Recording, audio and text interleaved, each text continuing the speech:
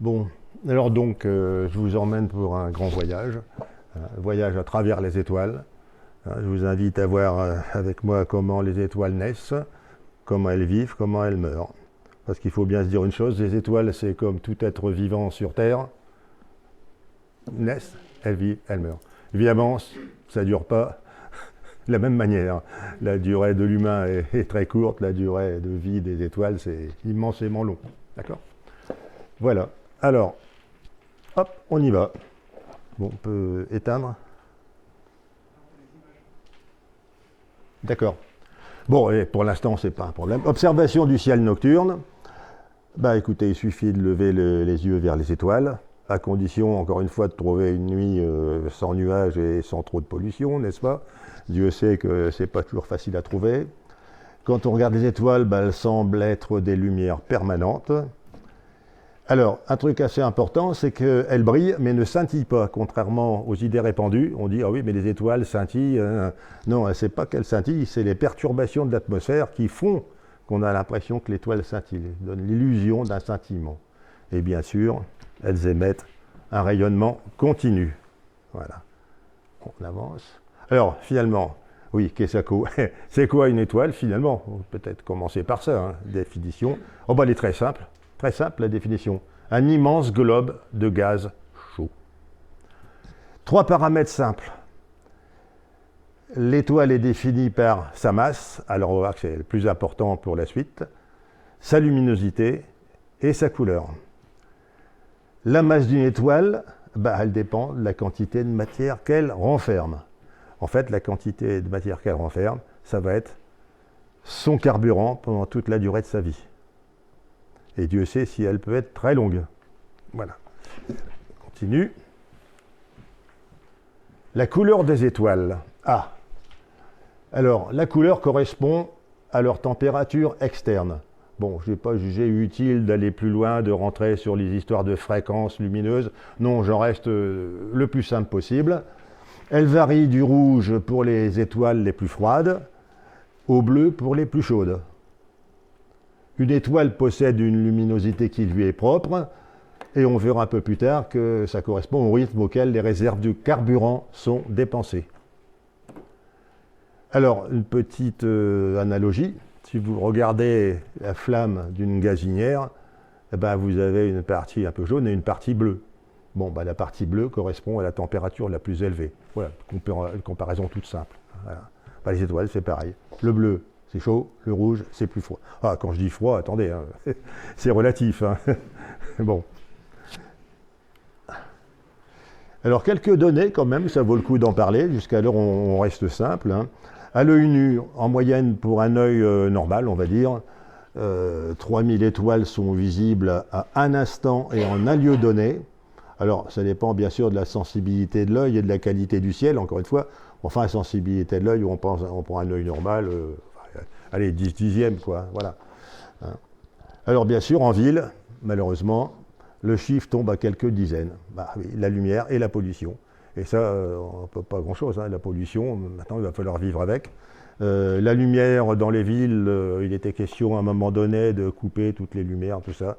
Est-ce que ça se fait réellement? Je ne vais pas vérifier. Voilà. Mais bon.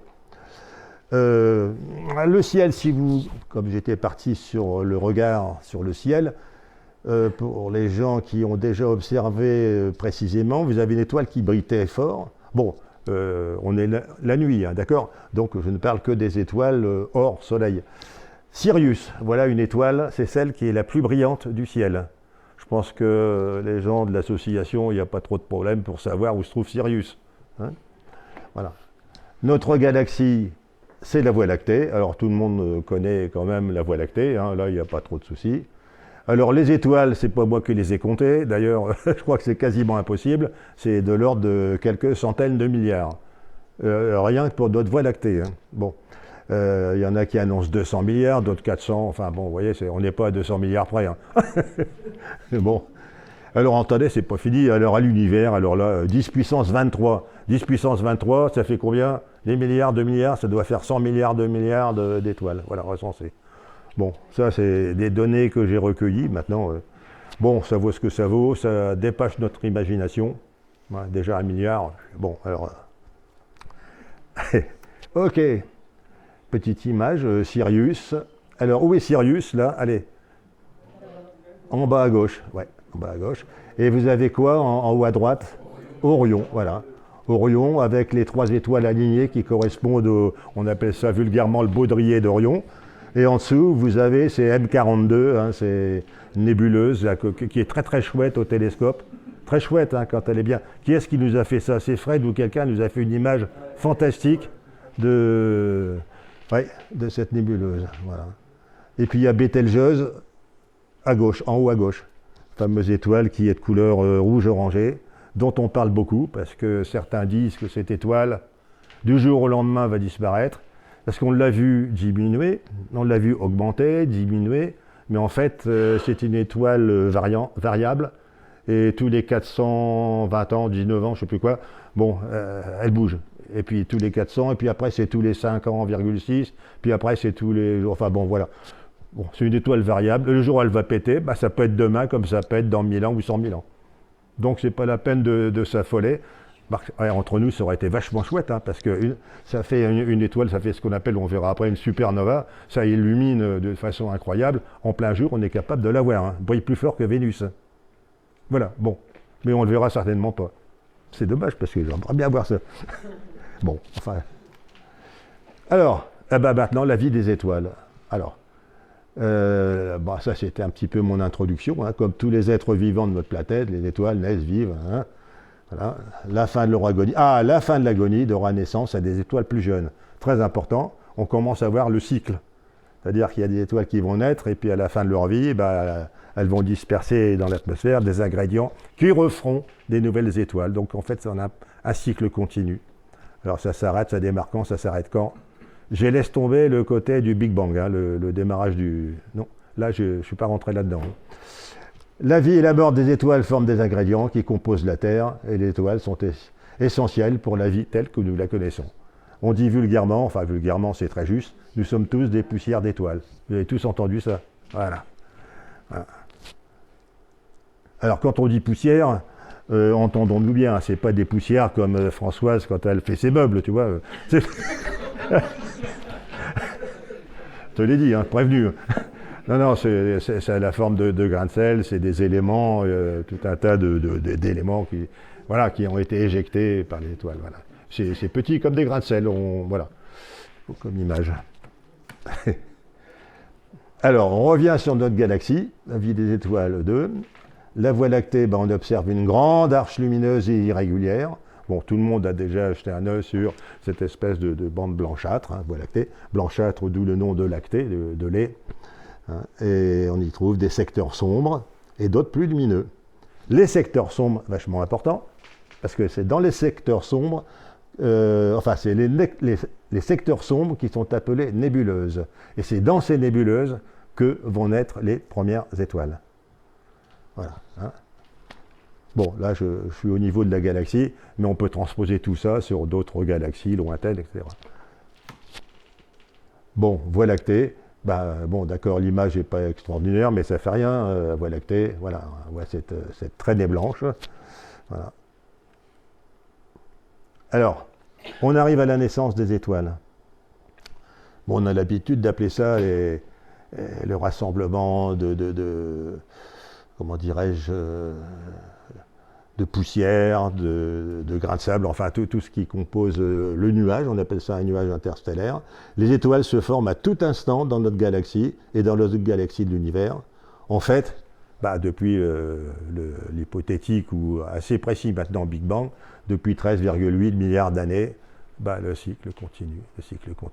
Jusque quand il y a des réponses, mais je ne me lancerai pas trop là-dedans parce que tout le monde n'est pas d'accord au niveau des astrophysiciens. On estime que, un petit chiffre comme ça, mais cherchez pas à retenir les chiffres, juste sur l'instant pour vous donner un petit peu l'impression. 10 milliards naissent chaque jour dans l'univers. Bon, je ne sais pas comment ils ont trouvé ça, apparemment ça a été chiffré grossièrement. Et 1 million d'autres explosent en supernova. On verra ce que c'est qu'une supernova tout à l'heure, hein. Mais je suis bien obligé d'en parler maintenant, hein, au moins d'annoncer le terme. Alors, au début de l'histoire de l'univers, de gigantesques nuages d'hydrogène, alors on commence à rentrer là, hein, l'hydrogène et l'hélium ont commencé à se former. Bon, point. Hydrogène, hélium, ça parle pour tout le monde. On voit ça au lycée, en seconde, voilà, c'est l'atome, quoi. L'hydrogène, c'est quoi? C'est un proton, un noyau central, avec un électron qui tourne. L'image est fausse, mais enfin, on peut dire qu'il tourne autour. Hein. Voilà. Et voilà. Et puis l'hélium, eh bien, on va voir après, c'est 2 protons et 2 neutrons. Bon, c'est des réactions nucléaires. On va être obligé d'en parler, sinon, voilà, ce sera le passage un peu plus compliqué. Alors, il y a des nuages. Alors, comme je l'ai dit tout à l'heure, ils viennent de quoi? D'autres étoiles qui ont explosé, qui ont expulsé leur matière dans l'univers, etc. Et par la suite, ça c'est par gravitation, ça c'est... Voilà. C'est ce qu'on va voir. Donc les nuages, on suppose qu'on les a au départ. Alors je vous dis, je laisse le Big Bang de côté, parce que là, il y en a pour un moment. Hein. Hop. Alors lentement, les nuages de gaz, de molécules et de poussière, enfin on revient aux poussières, mais oui, il y en a toujours, hein, s'effondrent sous l'action de la gravitation. Alors tout le monde connaît le terme gravitation, hein, pour les non-initiés, c'est attraction, hein. Gravitation, c'est voilà, attraction.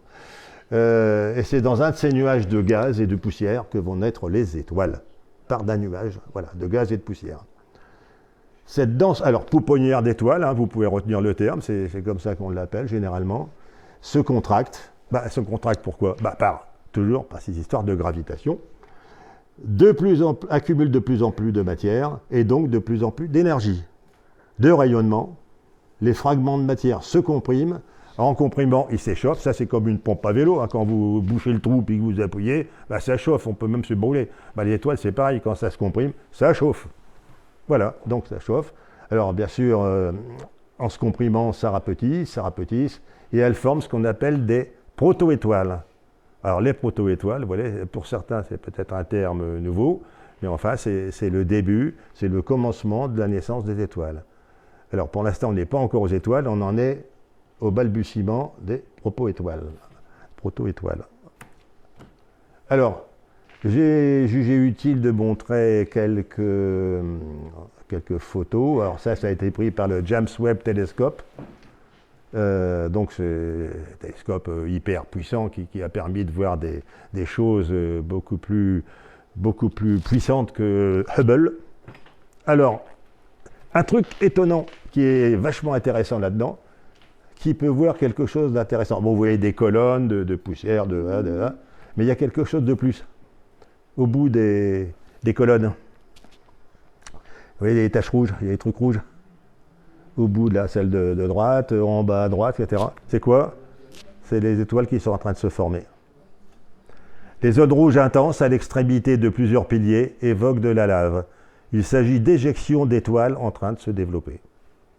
C'est fou hein, d'arriver à voir ça. Bon, je ne vous dis pas la puissance du télescope pour avoir une image pareille. Hein. C'est extraordinaire. Hein. Mais bon, il y a mieux. On verra tout à l'heure qu'il y a mieux. Avec le Chili, c'est fabuleux. Hein. Âgées de quelques centaines de milliers d'années, des jeunes étoiles. Bon, vous voyez, des jeunes étoiles, quelques centaines de milliers d'années. Ça vous parle? C'est jeune. Hein. Voilà, il faut s'habituer aux termes astronomiques. Ces jeunes étoiles projettent périodiquement des jets supersoniques emblématiques. Elles scintillent de plusieurs milliers d'étoiles et illuminent l'image. Le scintillement illumine l'image. Bon, c'est ce qu'on a vu tout à l'heure, les taches rouges, voilà. De gigantesques colonnes brunes et orangées se dressent dans l'immensité du cosmos. Bon, c'est un peu l'explication de la photo qu'on vient de voir. Ça va pour l'instant? Allez, il y a aussi une autre pouponnière, la nébuleuse de la tête de cheval que tout le monde a dû voir à un moment ou à un autre à la télé ou dans des revues. Alors c'est formidable quand même parce que ça ressemble bien à une tête de cheval, mais bon, je veux dire qu'il faut... Là, c'est encore le James Webb Telescope. Bon, on l'avait aussi avec Hubble, mais moins précis. Là, on l'a. Donc, c'est aussi dans le cou, du côté de la tête du cheval, une pouponnière d'étoiles. Voilà. Il y a des zones sombres à partir desquelles voilà, les étoiles vont se créer. C'est une belle image. Hein. Encore une autre, une étoile en train de naître. La naissance de S106 hier. Voilà, bon, elles ont un nom, hein, donc là, c'est S106 hier. Voilà. Pas chercher plus loin, hein. Puis surtout pas le retenir. Hein. Ce qui compte, c'est vous avez encore une image d'une étoile naissante. Voilà. Voilà. Je continue. Encore une. Oh, c'est formidable. Applier le sablier. Encore le James Webb Telescope. Une étoile née. Voilà. C'est beau, hein? Sablier, tout à fait. Bon, j'ai prévu de vous mettre quelques belles images en essayant de trouver les plus chouettes quand même. C'est quand même agréable de regarder des belles photos. Alors les proto-étoiles, j'y reviens, parce que étoiles naissantes, oui, mais on n'est pas encore arrivé aux étoiles. Hein. Alors comment on fait pour arriver aux étoiles? Ces fameuses proto-étoiles se contractent à leur tour. Encore toujours leur effet de gravitation, bien sûr. Les températures continuent de monter, toujours le même principe, contraction, échauffement, vers 10 millions de degrés. Bon, cassez pas la tête si c'est des Celsius ou Kelvin, hein, il n'y a pas une grosse différence. C'est le seuil des réactions nucléaires. Voilà. À partir de cette température, les réactions nucléaires s'enclenchent. C'est-à-dire la fusion nucléaire de l'hydrogène en hélium. C'est pour ça que tout à l'heure, je vous ai parlé d'hydrogène, d'hélium, on y revient. Voilà.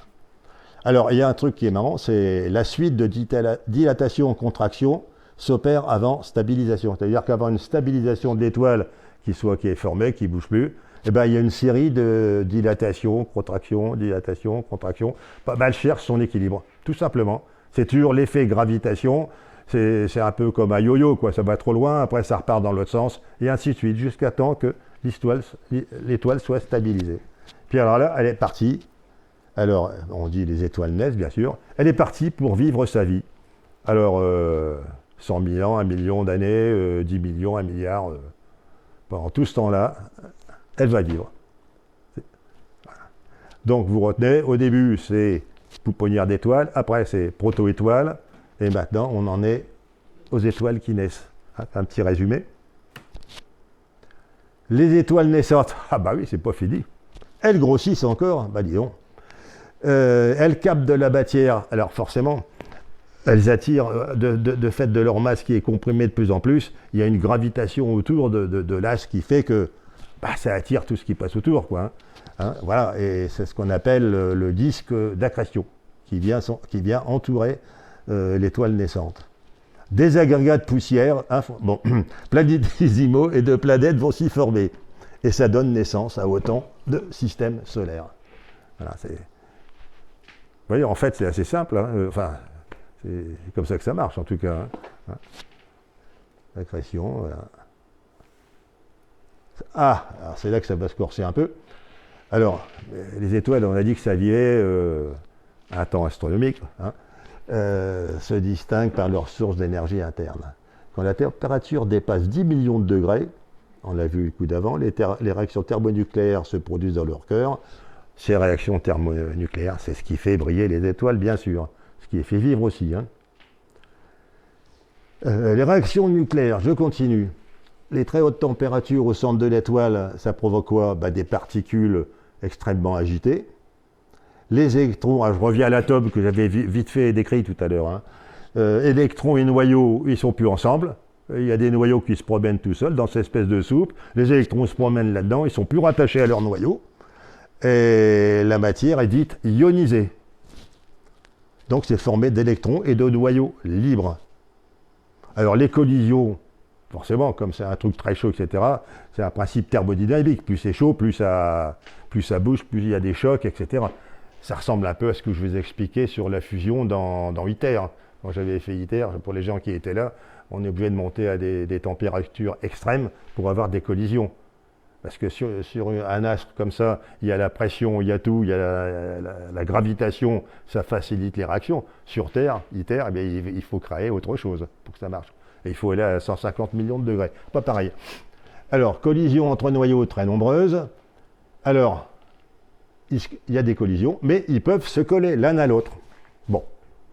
Et fusionner pour donner naissance à un nouveau noyau. Voilà l'histoire. Voilà le cœur même de ce qui se passe au niveau de la réaction. Il y a deux noyaux qui se collent et ça fait un autre noyau.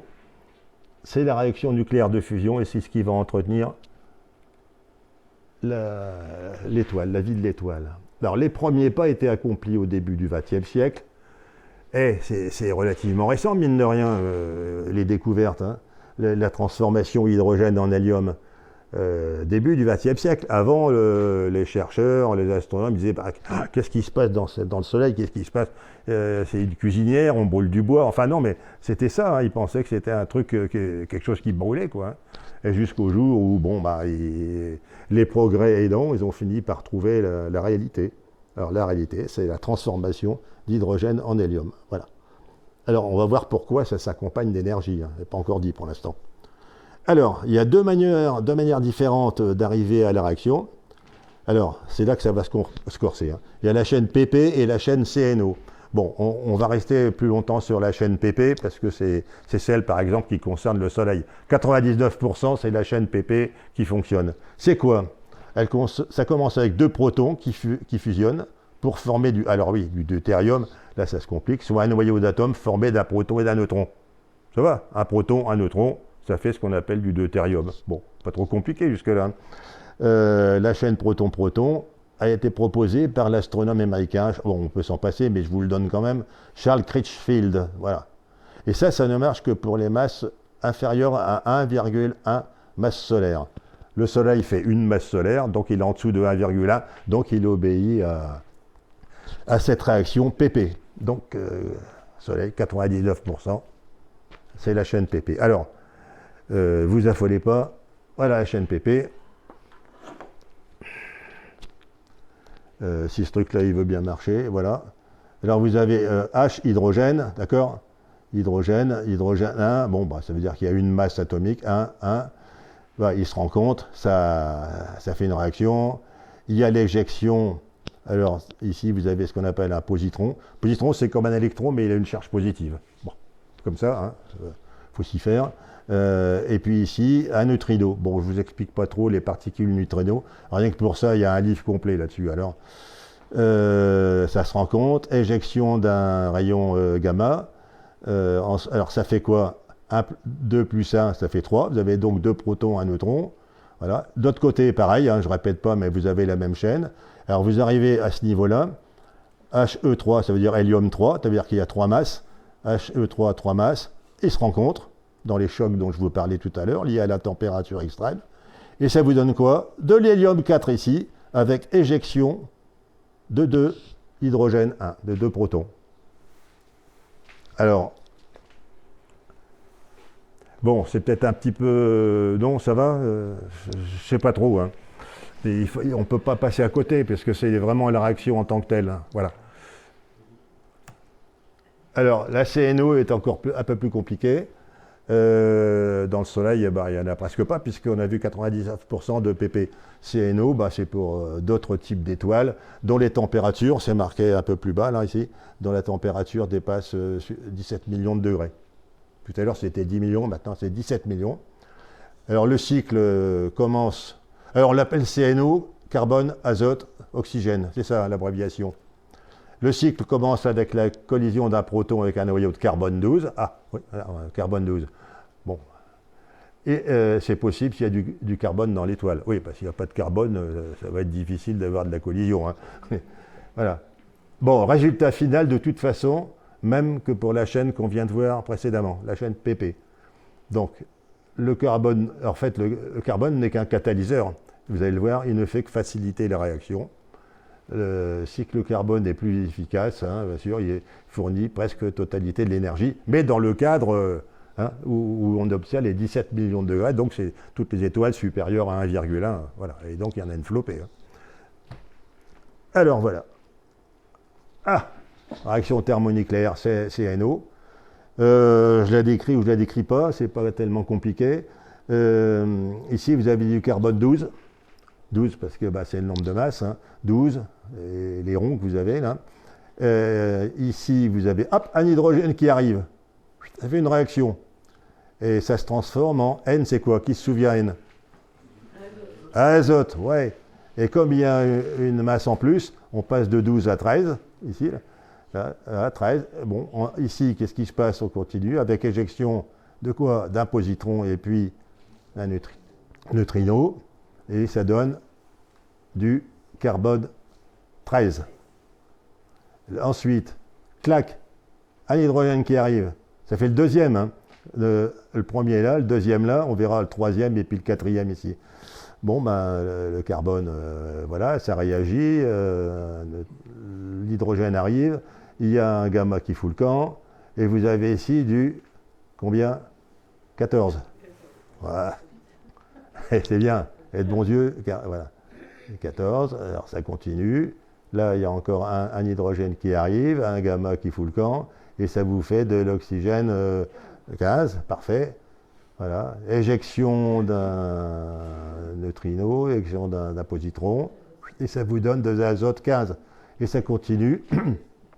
Éjection, alors un hydrogène qui arrive, et ça vous fait enfin de l'hélium 4. C'est pas beau?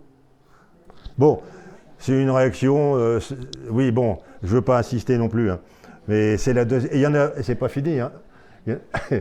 Bon, ce qu'il faut retenir, c'est quelle que soit la réaction, transformation de 4 protons en un noyau d'hélium. Vous avez vu, hein, on part avec 4 protons, puis on arrive à de l'hélium, non, principal. Alors un truc, alors ça c'est bien, parce que c'est encore le plus fondamental du fondamental, retenez bien ici, si on pèse le noyau d'hélium, on se rend compte qu'il est légèrement inférieur à la somme des 4 protons qui ont engendré la réaction au départ. Ça vous dit quoi, ça? Ben, ça vous dit la perte de masse. Et qui dit perte de masse, dit, il faut revenir à Einstein, la fameuse relation que tout le monde connaît sans trop savoir ce qu'il y a dedans, mais enfin bon, l'énergie est égale à la fameuse masse. Alors la masse ici, c'est la perte de masse par le carré de la vitesse de la lumière. Et ça correspond, on ne croirait pas, mais tout est là, à une libération d'énergie considérable. Voilà. Alors, vous avez le fin du fin, maintenant, la vie de l'étoile, c'est en transformant une fraction de sa masse, parce que toute la masse de l'étoile, elle n'est pas concernée, hein, il n'y en a qu'une partie. Se trouve de l'énergie pour vivre sa vie. Elle vit sa vie, tranquille, et elle brille. Ça va? Ok? Bon, ben, on a fait la naissance, on est dans la vie de l'étoile. Le problème, c'est que, comme toute vie, ça finit par dépérir. Aïe, aïe, aïe. Bon, troisième voie, je laisse tomber. Pas vous embêter avec ça. De toute façon, troisième voie, il y a l'histoire d'oxygène 16, il y a... Voilà. 0,04%. Je vous embête pas avec ça, pas la peine. Alors, ça, très important maintenant. La structure de l'étoile dépend du délicat équilibre qui s'instaure entre deux forces opposées. Tout à l'heure, je vous l'ai dit, il y a quoi?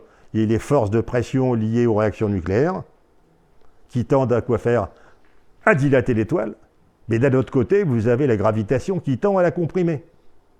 Donc une étoile vit toujours avec cet équilibre. Équilibre entre les réactions nucléaires et la gravitation.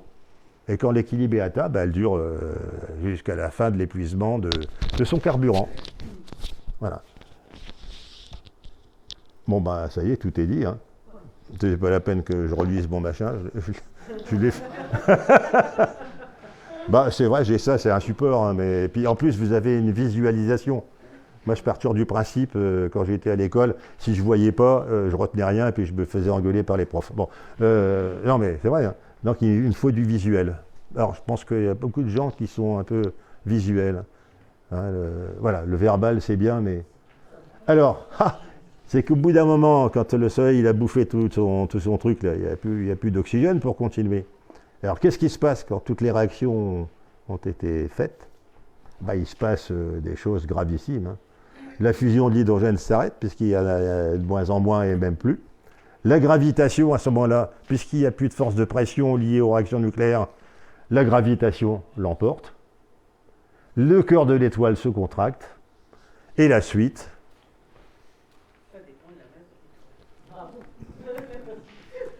C'est bien. Eh bien, c'est ça.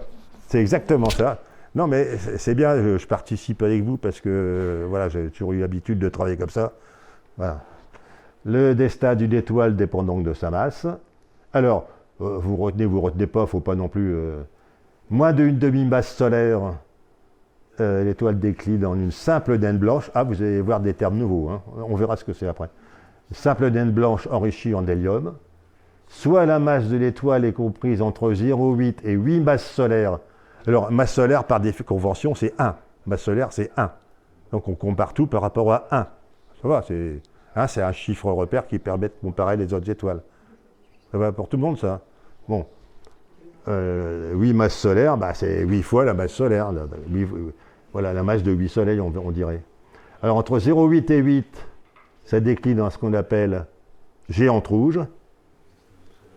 Entre 8 et 25, c'est assez précis hein, quand même, hein, parce que les chiffres, je les ai retrouvés un petit peu partout, ils donnent les mêmes. Hein. Entre 8 et 25 masses solaires, il vaut mieux d'ailleurs, elles évoluent en géante bleue, puis en super géante rouge. Je ne m'attarderai pas sur les géantes bleues, hein, c'est un passage intermédiaire. Ce qui m'intéressera, c'est la super géante rouge, pour voir ce qui se passe.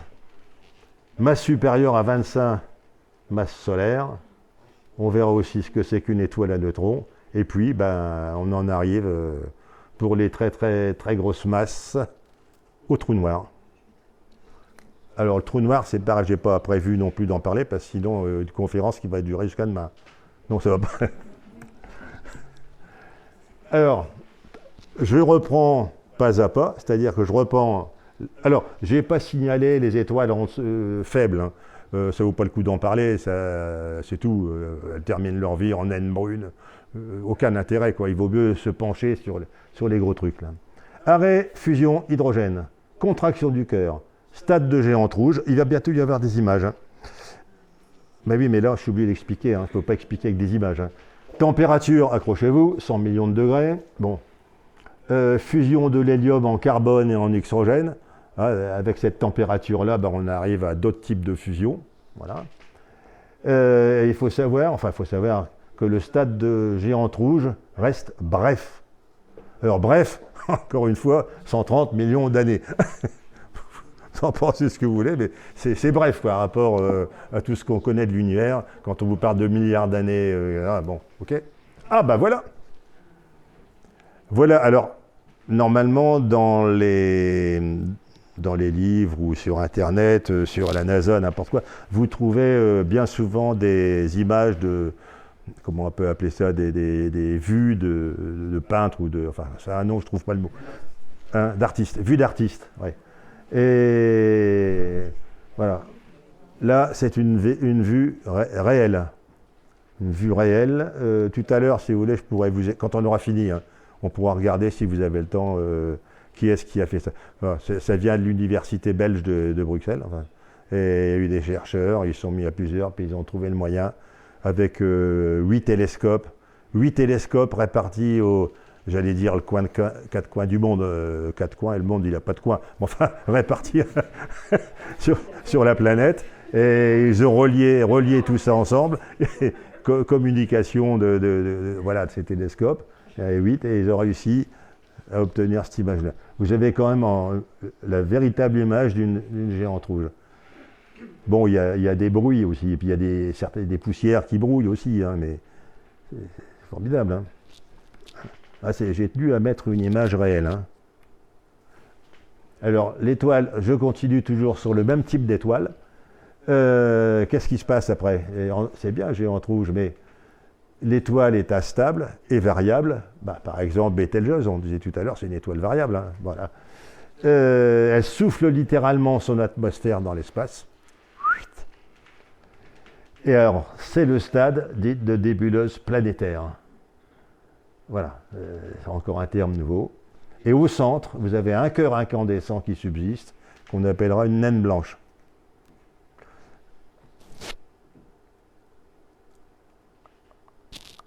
Toc.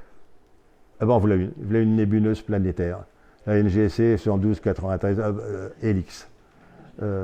Voilà. Bon, j'ai pris la photo, j'ai plus bien en tête où elle a été prise, mais vous avez cette espèce de nuage qui se répand dans l'espace, voilà, qui va s'étendre. Et puis au milieu, vous avez une naine blanche. Alors ne me faites pas dire que c'est ce point-là, la naine blanche. Hein. Elle est tellement petite qu'on ne peut pas la voir. Là, les points blancs, c'est d'autres étoiles. Ouais. Mais ce qui compte, c'est tout ce qui s'évapore dans l'atmosphère, qui va contribuer par la suite à se rajouter aux autres et puis reformer des nuages avec lesquels... Voilà. Puis il n'y a pas que ça, il y aura encore autre chose qui va venir. Hein. C'est beau, hein? Bah, puisqu'on parle de naine blanche, on est toujours dans les étoiles entre 0,8 et 8, hein, masse solaire. Un cœur incandescent qui subsiste, la naine blanche. La taille, bah, semblable à celle de la Terre. La masse, semblable à celle du Soleil. Imaginez, la masse de la Terre, le diamètre du Soleil, il fait 109 fois le diamètre de la Terre. C'est peanuts à côté du Soleil, hein, la Terre. Bah, vous avez une masse qui devient énorme, forcément, une densité énorme, puisque toute la masse, vous la concentrez sur une taille de la Terre, 1 tonne par centimètre cube. Ça parle, hein. C'est pas fini, après, vous allez voir. Une cuillère à café, ça fait le poids d'une voiture, à peu près, du style, c'est du estimation. Une cuillère à café, disons. Alors, un détail quand même, hein, parce que ça aurait été dommage de ne pas en parler. La masse de la naine blanche dépasse 1,44 fois, c'est pas ici, hein, celle du Soleil. Elle s'effondre sous son propre poids. Et c'est ce qu'on appelle la limite de Chandrasekhar. Bon, pas trop se lancer là-dessus. Bon, je connais un peu, mais bon, c'est tout. Hein, c'est Chandrasekhar qui a trouvé ça. Sinon, bah, si elle ne dépasse pas cette valeur, elle, lui, pendant des milliards d'années, avant de s'éteindre en naine noire. La fin, ça a terminé, s'éteint en naine noire. Ça fait... Alors, la naine blanche, elle est où, là? Elle est Sirius A et Sirius B. Alors, vous avez ici la Sirius, que je ne me trompe pas, la B, la petite. Et puis ici, vous avez la Sirius A. Alors, elle est plus petite, mais si on l'observe en ultraviolet, on s'aperçoit que celle-ci est beaucoup plus lumineuse que celle-ci. À l'œil nu, c'est celle-là qui paraît lumineuse. Mais en fait, si on l'observe en UV, c'est le contraire. Elle est très très lumineuse. Bon, bah écoutez, on a vu les petites étoiles. Maintenant, on va voir celles entre 8 et 25 masses solaires. Alors, elles évoluent rapidement en géantes bleues, puis en super géantes rouges. Alors, c'est super géante maintenant, oui, on passe à la taille supérieure. Pendant ce temps, la combustion des éléments chimiques se poursuit par étapes, jusqu'à synthétiser, jusqu'à fabriquer le silicium et le fer. Alors c'est intéressant là, parce que là se présente alors en structure de plure d'oignon, c'est-à-dire qu'au centre vous avez silicium, fer, puis entre deux vous avez tous les autres éléments comme des coups de peau d'oignon, voilà. Hein, et vous avez à l'extérieur, oui, comment dirais-je, des éléments de plus en plus légers, jusqu'à l'hélium et l'hydrogène, voilà. Et le fer est au centre. On continue. Ah, ça c'est beau ça, faire une super géante rouge. Alors je sais plus, alors pareil, hein, ça a été trouvé par une équipe encore. Là j'ai pas noté, hein, donc je l'ai tout à l'heure, si vous voulez, on va le retrouver là-bas. Hein. Voilà. Une image réelle encore. Hein? Non, c'est pas la même. Ou alors je me suis. Attends, je vais faire un petit retour en arrière. Non, mais on va regarder. Oui, c'est la même. Ah, il y a une photo qui s'est glissée, alors vous n'aurez pas dû. Bon, l'ensemble des réactions nucléaires. Alors, un terme que vous allez peut-être entendre hein, par la suite, les réactions nucléaires qui se produisent à l'intérieur des étoiles, c'est appelé nucléosynthèse stellaire. Il y en a qui disent nucléosynthèse primordiale stellaire, c'est pareil. On continue. Ah, alors attention les yeux là. On arrive à la supernova. Alors une fois le cœur formé, la pression de radiation ne suffit plus à compenser la gravitation. C'est toujours la même histoire, hein, l'histoire d'équilibre rompu. Le cœur de l'étoile s'effondre sur lui-même.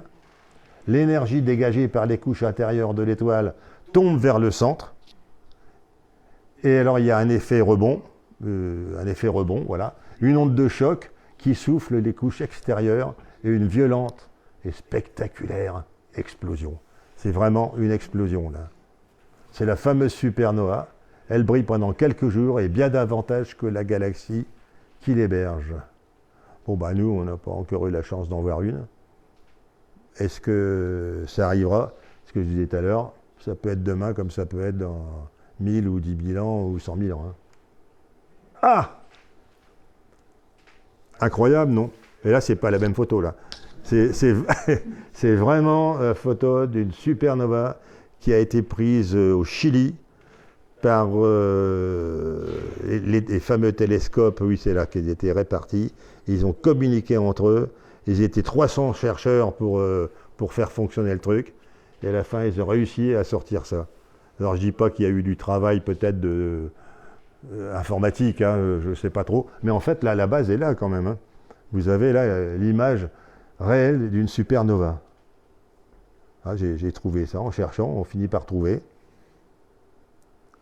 Voilà. Alors, qu'est-ce qui reste après? Parce qu'après la supernova, ben, c'est l'agonie, là. Hein, ça explose. Alors, qu'est-ce qui se passe après? Une structure filamentaire, on va le voir après, hein, en image, je crois. Une nébuleuse d'émission, ça évoque de la dentelle, c'est constitué de restes de matière issus de l'explosion de l'étoile. Donc tout ça, c'est ce qui va contribuer à former des éléments dans l'espace qui plus tard refont des nouvelles étoiles. C'est formidable, non? Alors attention, pour des étoiles de masse initiale de 8 à 25 masses solaires, il se forme au centre de cette nébuleuse une étoile à neutrons. Ah, encore un nouveau truc. 10 km de diamètre. Non, mais 10 km, il n'y a plus rien là maintenant, c'est peanuts par rapport à tout ce qu'on vient de voir. Elle est constituée uniquement de neutrons agglutinés. Alors pour ceux qui ont fait un peu de physique, hein, quand on voit ce qu'est un atome, la dimension qu'il y a entre oui, le noyau et les électrons, les charges qui tournent autour, c'est immense. Hein. C'est comme si on mettait une balle de tennis à 7 km de l'Arc de Triomphe. Voilà, le noyau c'est l'Arc de Triomphe et l'électron c'est 7 km plus loin qui tourne, balle de tennis. Donc en fait un atome c'est rien, c'est chargé de vide. Un atome c'est quasiment du vide. Hein. Alors imaginez un atome, alors il y a un noyau, qu'est-ce qui se passe? Le noyau ben, c'est constitué de neutrons, il n'y a plus que des neutrons, il n'y a plus les 7 km là que je vous dis, tout est collé. Alors imaginez la densité que ça peut donner, ben la voilà, densité inouïe, 1 milliard de tonnes par centimètre cube. Bon, honnêtement, j'ai du mal à l'imaginer, hein, mais c'est comme ça, on arrive bien, c'est tout, hein, il faut s'y faire, hein, c'est pas remis en cause. Hein. Une cuillère de cette substance, autant qu'une des montagnes. Bon.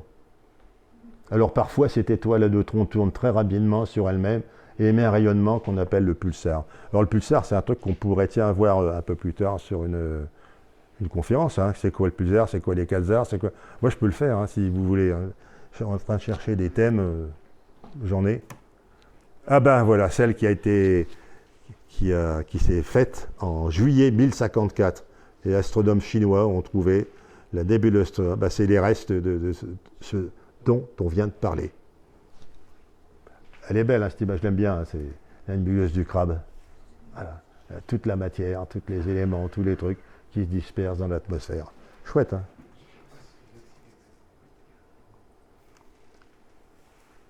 Ah, mais c'est pas fini, parce qu'il y a encore des plus grosses étoiles. De toute façon, on trouve toujours des plus grosses étoiles. Il se forme toujours bien une étoile à neutrons, donc ça se comprime, puis il n'y a plus que des neutrons. La masse est trop élevée pour que la pression des neutrons ne contrebalance la gravitation. Alors qu'est-ce qui se passe à ce moment-là?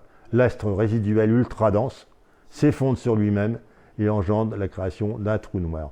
Ça demande à être étudié, ce truc-là. Hein. Là, je vous le donne comme ça, mais ça pourrait aussi faire l'objet d'une conférence aussi, hein, pourquoi pas, hein, avec les connaissances qu'on a. Hein. Alors ça, c'est voilà, l'image d'un trou noir. Pareil, hein, les éléments pour les gens qui sont intéressés, j'ai les éléments ici sur la table. En 1900, j'ai plus bien en 2019. 2019, je suis en train de chercher la date parce que tellement de chiffres, moi j'aime pas trop m'en mettre dans la tête, c'est pour ça que j'en mets au... Voilà. Voilà. Donc vous avez, je vais l'expliquer après, vous avez quand même au milieu, ben, il y a, on va dire que c'est le trou noir, mais c'est pas le trou noir qu'on voit, c'est tout ce qu'il y a autour.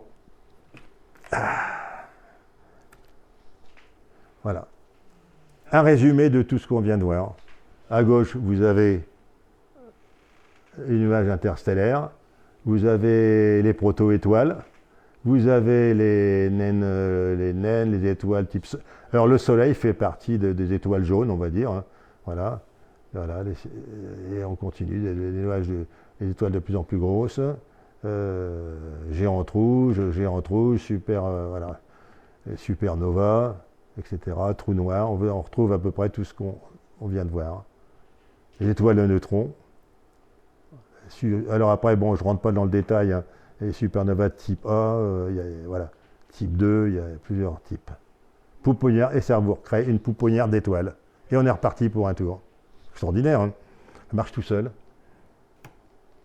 Alors, on ne pouvait pas non plus terminer, j'ai presque fini, hein, terminer la conférence sans parler de ce truc-là. C'est utile à tous les gens qui font de l'astronomie. C'est le fameux diagramme de Hertzsprung-Russell qui vous donne en abscisse.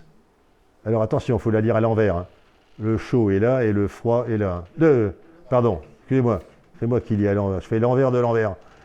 Plus froid et ici plus chaud. Et ici, c'est la luminosité. La luminosité en fonction des températures.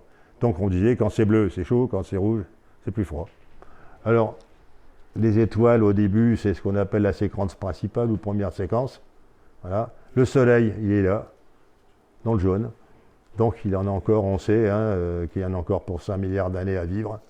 5 milliards d'années à transformer son hydrogène en hélium. Tu te rends compte? Il y en a dans le soleil. Et ce n'est qu'une toute petite étoile, hein. Voilà. Bon, ici, vous avez voilà, les super giants qui sont là. Voilà, il y a du rouge, et puis après, on va vers le bleu.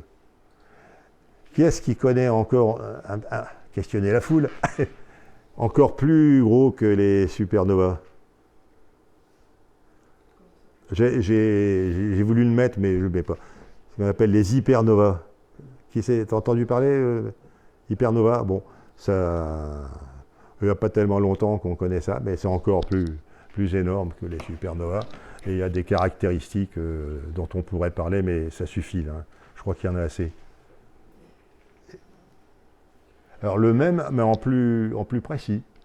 Hein, séquence principale, parce que l'étoile, quand elle varie, quand elle change, qu'elle a bouffé une partie de son oxygène, qu'elle commence à grossir, ben, elle passe de là à là, en géante rouge, hein, après en supergéante, etc. Donc ça permet de voir à la fois les températures, la luminosité, et voir où ces étoiles se trouvent. Bon, ça c'est un truc qui est... Voilà, je ne sais pas si ça sert beaucoup, mais enfin ça dit rien. Alors ben, bon, et ça serait quand même dommage de ne pas parler du Soleil avant de partir, non? Oui, hein? Bon, le Soleil, un petit rappel, c'est quand même une étoile, c'est la plus proche. Lui-même dans la Voie lactée, diamètre 1,4 million de kilomètres, 110 fois celui de la Terre, ouais, il dit 109 parce que bon. La masse, 2 fois 10 puissance 30 kg, ça fait 333 000 masses terrestres, tout calcul fait. Température en surface 6000 degrés, elle est du type naine jaune. Composition, bah, on n'a rien inventé, maintenant hydrogène et hélium. Son âge 4,6 milliards d'années.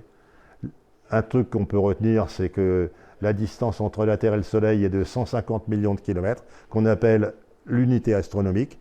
C'est un chiffre repère dans le planétaire. On compare souvent toutes les distances en unités astronomiques. Hein, Jupiter, tant d'unités astronomiques, Neptune, tant d'unités astronomiques, etc. Voilà. C'est quand même beaucoup plus facile que de parler en millions de kilomètres, où on ne s'y retrouve plus. Quand les chiffres deviennent trop gros, ça ne dit plus rien. Gravité, Soleil, il y a quand même 260 mètres secondes moins 2. Ça fait une gravité énorme. Hein.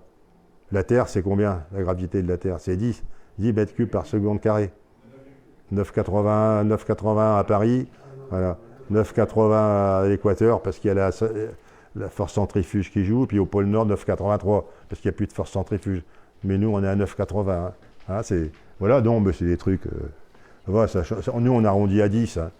Puis, et pour conclure, alors, vous retenez la conclusion quand même parce que ça synthétise tout ce qu'on a vu. Toutes les étoiles en mourant rejettent dans l'espace les éléments synthétisés, donc qui étaient fabriqués en leur cœur tout au long de leur vie. Des noyaux atomiques de plus en plus lourds et sophistiqués sont créés. Partout, l'univers gagne en complexité. Et alors, toutes les conditions sont réunies pour que des réactions qui mènent aux molécules se déclenchent. On passe des atomes aux molécules. Les molécules passent aux cellules. Et des cellules, on arrive là, nous, pauvres humains, nos neurones.